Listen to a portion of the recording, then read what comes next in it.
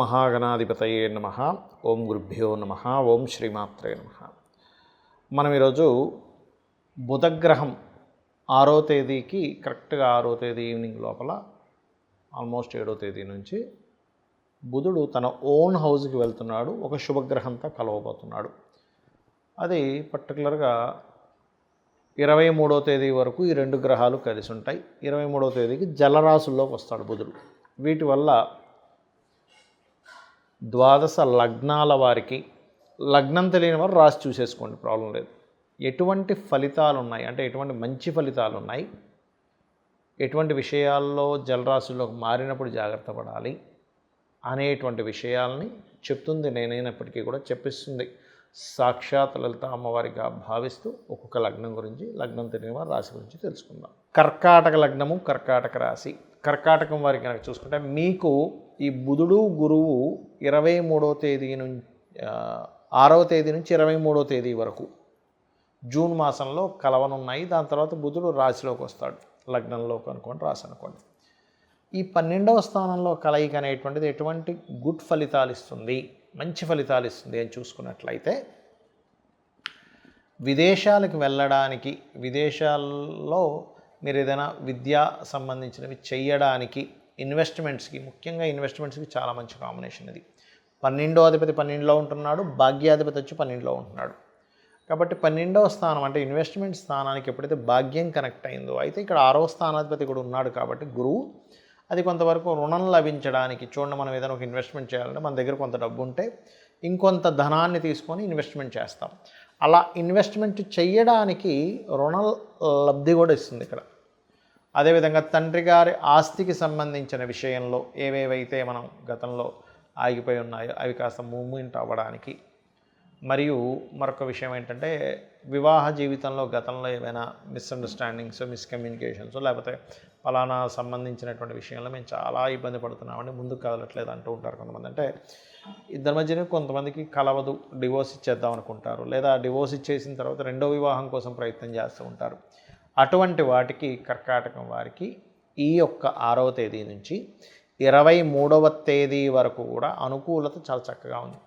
మరి 23వ తేదీ తర్వాత రాశిలోకి బుధుడు వస్తున్నాడు. 2వ స్థానంలోనేమో 7వ తేదీ నుంచి కుజకేతుల పిశాచి యోగం ఉంది. ఏమిటి అంటే ఈ 23వ తేదీ నుంచి మాత్రం ఇన్వెస్ట్మెంట్స్ ఏదైనా మాట్లాడుకునేటప్పుడు ఫైనాన్స్ మ్యాటర్స్ విషయంలో చాలా జాగ్రత్తగా ఉండాలి. లగ్నంలో బుధుడు వ్యయాధిపతి, 3వ అధిపతి.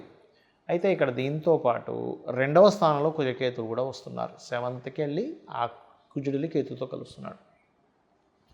కాబట్టి మీరు ఏం చేయాలంటే మనీ మ్యాటర్స్ ఏదైనా, ముఖ్యంగా తండ్రి తరపు లేదా సంతానం ఎక్కడైనా జాబ్ చేస్తున్న వాళ్ళకి, అంటే సంతానం ఎక్కడైతే జాబ్ చేస్తుంటారో అక్కడ ఉండేటువంటి వ్యక్తులకి, మీరు జాబ్ చేస్తున్నటువంటి ప్రదేశంలో, అంటే ఒక జాబ్ చేస్తున్నాం ఏదైనా ఒక కంపెనీలో, అక్కడ మీరు ఏదైనా మనీ ట్రాన్సాక్షన్స్ విషయంలో జాగ్రత్తగా ఉండాలి. ఇది చాలా ప్రధానమైనటువంటి అంశం. మరియు ఎటువంటి ధన సంబంధించిన ట్రాన్సాక్షన్స్ జరిగేటప్పుడైనా సరే మనసులో చక్కగా మీరు ఓం గం గణాధిపతయే నమః, ఓం స్కందాయ నమః ఇది చేస్తూ ఉండండి. ఖచ్చితంగా మీకు బాగుంటుంది. మరియు గోవులకి వీలైతే కనుక, ఎందుకంటే 12వ స్థానంలో శుభగ్రహాలు ఉన్నప్పుడు పుణ్యక్షేత్ర దర్శనాలు, పుణ్య సంబంధించిన కార్యక్రమాలు, ఇటువంటి యాక్టివిటీస్ వల్ల పూర్వజన్మ కర్మ తొలగుతుంది. కాబట్టి గోవులకి చక్కగా మీరు గ్రాసము, క్యారెట్స్ తినిపించడము, మరియు అదేవిధంగా హోమాల్లో ఎక్కువగా పార్టిసిపేట్ చేయడం చేయండి. అన్ని మనం చెప్పుకుంటున్నటువంటి ఏదైతే ఈ బుధగ్రహానికి సంబంధించిన విషయం ఏదైతే ఉందో, ఇది ప్రధానంగా ఎవరి మీద ఎఫెక్ట్ ఉంటుంది అంటే విద్యార్థులు. గుర్తుపెట్టుకోండి, విద్యార్థులు బుధగ్రహానికి సూచనగా తీసుకుంటాం, మాస్టర్స్ గురుగ్రహానికి సూచనగా తీసుకుంటాం. సో ఈ బుధుడు గురువు కలయిక వల్ల ఏమిటి అంటే, ఒకటి ప్రపంచవ్యాప్తంగా, దేశవ్యాప్తంగా తీసుకుంటే ఈ రెండు గ్రహాలు ఎప్పుడైతే 6వ తేదీ నుంచి 23వ తేదీ వరకు కలిసి ఉంటున్నాయో, షేర్ మార్కెట్కి ఒక మంచిది, మార్కెటింగ్ రంగాల్లో ఉండేటువంటి వారికి మంచిది. మీరు ఏదైనా ఒక వార్తని స్ప్రెడ్ చేసేటప్పుడు, లేదా మనం చూడండి ఒక్కోసారి ఫలానా డిజిటల్ మార్కెటింగ్ రిలేటెడ్ సంబంధించిన వాటిల్లోని షేర్ మార్కెటింగ్లో ఫలానా దాని మీద ఇన్వెస్ట్మెంట్ చేస్తున్నాము, మీకు గనక మీ జన్మజాతకంలో మంచి టైం నడుస్తుంది. ఎప్పుడు కూడా మన పర్సనల్ చార్ట్లో ఎటువంటి ఫలితాలు వస్తున్నాయి, దానికి గోచారంలో ఏ గ్రహాల యొక్క కలయిక ఏర్పడుతుంది, ఈ రెండు కనెక్ట్ అవుతుంటాయి, గుర్తుపెట్టుకోండి ఎప్పుడు కూడా.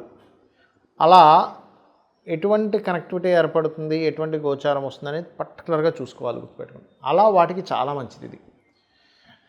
మరియు అగ్రిమెంట్స్, కాంట్రాక్ట్స్ కొత్తగా ఏదైనా ప్రారంభించడానికి, ముఖ్యంగా బిజినెస్ రిలేటెడ్, అందులో ముఖ్యంగా మార్కెటింగ్ రిలేటెడ్, ఇట్లాంటి వాటికి ఈ కాంబినేషన్ చాలా మంచిది. అయితే ఈ కాంబినేషన్ ఉంది కదండి, ఈ రోజుల్లో ఎప్పుడైనా చేసుకోవచ్చు అంటే కాదు. మీరు పర్టికులర్గా ఏదైనా ఒక ముహూర్తం పెట్టుకున్నప్పుడు, గుర్తుపెట్టుకోండి, ఏదైనా ఒక ముహూర్తాన్ని పెట్టుకున్నప్పుడు ఆ ముహూర్త సంబంధంగా కలిసి రావడము అనేటువంటిది ఉంటుంది. అయితే ఇందులో చాలామంది అంటారు, ఏమండి ఇప్పుడంతా జ్యేష్ఠ మాసం అని, లేకపోతే తర్వాత ఆషాఢ మాసం అని, తర్వాత ఉండేటువంటి మాసాలు ఏవైతే ఉంటాయో మనకు ఒకసారి కలిసి రాదు కదా, అప్పుడు ఏం చేయాలి అంటే, శాస్త్రంలో అభిజిత్ ముహూర్తం అని ఉంటుంది, అభిజిత్ లగ్నము అని ఉంటుంది. 11:30 నుంచి 12 ఆ ప్రాంతాల్లో ఉంటుంది. 12:30 కొన్ని ఒక్కొక్కసారి ఒక్కో సమయంలో ఉంటుంది. ఎప్పుడైనా ఒక ముహూర్తం పెట్టుకునేటప్పుడు దుర్ముహూర్తం లేకుండా చూసుకోండి. దుర్ముహూర్తము, అదేవిధంగా వర్జ్యం లేకుండా చూసుకోవాలి. వర్జ్యం అనేటువంటిది ఉండకూడదు. చాలామంది తెలియక కేవలం రాహుకాలం చూసుకుంటారు. రాహుకాలం తమిళనాడు సైడ్ వాళ్ళది, మనం పాటించడంలో తప్పేం లేదు, కానీ అది వాళ్ళకి పనికి వస్తుంది. గుళిక కాలం, రాహుకాలాలు అని. అదేవిధంగా మీ జన్మజాతకంలో కనుక బుధుడు మంచి స్థితిలో ఉండి బుధగ్రహం యొక్క మహాదశలు నడిచేటువంటి వారికి కూడా ఈ బుధ గురువుల యొక్క కాంబినేషన్ మంచి ఫలితాలు ఇస్తుంది. అందులో ఎటువంటి సంశయం లేదు, గుర్తుపెట్టుకోండి. అలాగే మరింత మంచి ఫలితాలు రావాలి ఈ బుధగ్రహ సంబంధించినటువంటి విషయంలో, గురుగ్రహ సంబంధించిన విషయంలో అని చెప్పి చూసుకున్నట్లయితే, మీకు దగ్గరలో ఏదైనా ఆలయం ఉన్నట్లయితే ఆలయం దగ్గరికి వెళ్ళి, బుధగ్రహానికి గురుగ్రహానికి మధ్యలో అటు ఇటు 2 గ్రహాలు ఉన్నాయి, గుర్తుపెట్టుకోండి. ఎప్పుడు కూడా ఒక గ్రహం ఫలితం ఇవ్వాలంటే అటు ఇటు ఉండే పాపగ్రహాలు ఉంటే వాటికి రెమెడీ చేసుకోవాలి. అంటే కుజుడు, కేతువు, రవికి రెమెడీ చేసుకున్నట్లయితే 100% బాగుంటుంది, అందులో ఎటువంటి సందేహం లేదు, గుర్తుపెట్టుకోండి. అలాగే మరొక విషయం, గోవులకి క్యారెట్స్, గ్రాసము మరియు గోధుమ రవ్వ తినిపించడం ద్వారా ఆటంకములు ఏర్పడము, అనవసరమైన గొడవలు పడ్డము, ఇటువంటి వాటి నుంచి మీరు బయటపడతారు. ఇది దేశకాల పరిస్థితుల్లో ఒక రకంగా చెప్పాలంటే, మనం గతంలో ఒక 3 నెలల క్రితమే చెప్పుకున్నాం, కొన్ని విభజనలకు దారితీస్తుంది అని. కేతు సింహంలోకి రావడం అనేటువంటిది ఖచ్చితంగా, కేతు ఎప్పుడైతే మనకి 7వ తేదీ వస్తున్నాడో అది రాబోయే ముందే విభజనలకు దారితీస్తుంది. ఖచ్చితంగా కొన్ని పార్టీలు చీలుతాయి. అయితే కొంతమంది అనుకుంటున్నారు కొన్ని పార్టీలు వెళ్ళి ఇంకో పార్టీలో కలుస్తాయని. కలవడం మాత్రం ఎట్టి పరిస్థితులు ఎక్కడా జరగదు ఈ విభజన కార్యక్రమాలలో ఉన్నప్పుడు. కాబట్టి ఖచ్చితంగా ఇది జరగనుంది. ఇక మీరు నిత్యము కూడా ఈ కేతుగ్రహము, కుజగ్రహము సింహరాశిలో ఉన్నప్పుడు దీన్ని పిశాచయోగం కూడా అంటారు. కాబట్టి ఎటువంటి ఇబ్బంది కలగకుండా అనుక్షణము మీరు చేసే ప్రతి పని కూడా సక్సెస్ అవ్వాలి అంటే కనుక సూర్య భగవానుడిని చూస్తూ చక్కగా చెంబులో నీరు తీసుకొని ఇలా పోయండి. ఆ సూర్యుల్లోనే గణపతిని, స్కందుని ఊహించుకుంటూ చేయండి. మీరే చూస్తారు అద్భుతమైనటువంటి రిజల్ట్స్ ఆ యొక్క స్వామివారి మీకు అందించడం జరుగుతుంది. అలాగే ఇంకొక విషయం ఏంటంటే, ఇక్కడ ఈ కుజకేతువులు ఎప్పుడైతే ఈ సింహరాశిలోకి ఉంటున్నారో, ప్రధానంగా ఈ అగ్ని సంబంధించినవి, ఇంట్లో ఏదైనా పవర్ రిలేటెడ్ వర్క్ చేసేటప్పుడు కానీ, దేశకాల అంటే దేశంలో అందరికీ పనిచేస్తుందండి ఇది. ఈ పవర్ వర్క్ చేసేది, లేదా స్త్రీలు ఈ స్టవ్ దగ్గర వంట వండేటువంటి సమయంలోని ప్రధానంగా జాగ్రత్తగా ఉండాలి. ఇందులో మరొక విషయం ఏంటంటే, మనకి స్లీపర్ సెల్స్తోని దేశం మీద కొంత ఇబ్బంది ఉంది. కాబట్టి ఈ స్లీపర్ సెల్స్ రిలేటెడ్ సంబంధించినటువంటి విషయాలలో, లేదా ఏదైనా ముఖ్యంగా ఈ 2 నెలలు కలిసి ఉంటాయి కుజకేతువులు ముఖ్యంగా కలిసి ఉన్నందుకు, ఏదైనా పుణ్యక్షేత్రాలకి, పుణ్యతీర్థాలకి, ఆలయాలకి రద్దీ ఎక్కువగా ఉండేటువంటి ప్రదేశాల్లో కూడా కాస్త జాగ్రత్తగా ఉండండి. బికాజ్ ఆఫ్ ఈ కుజకేతువులు కలవబోతున్నారు ఇంకా నెక్స్ట్. సో చాలా కేర్గా ఉండాలి. ఒక 2 నెలల పాటు కలిసి ఉంటారు. మరియు ఎక్కడికైనా మీరు బయలుదేరేటప్పుడు గణపతిని, స్కందుని తలుచుకు బయలుదేరండి. అప్పుడు ఇటువంటి విషయాల్లోనే మీరు బయటికి వెళ్ళి ఇబ్బంది పడకుండా ఉంటారు. శ్రీమాత్రేయ నమః.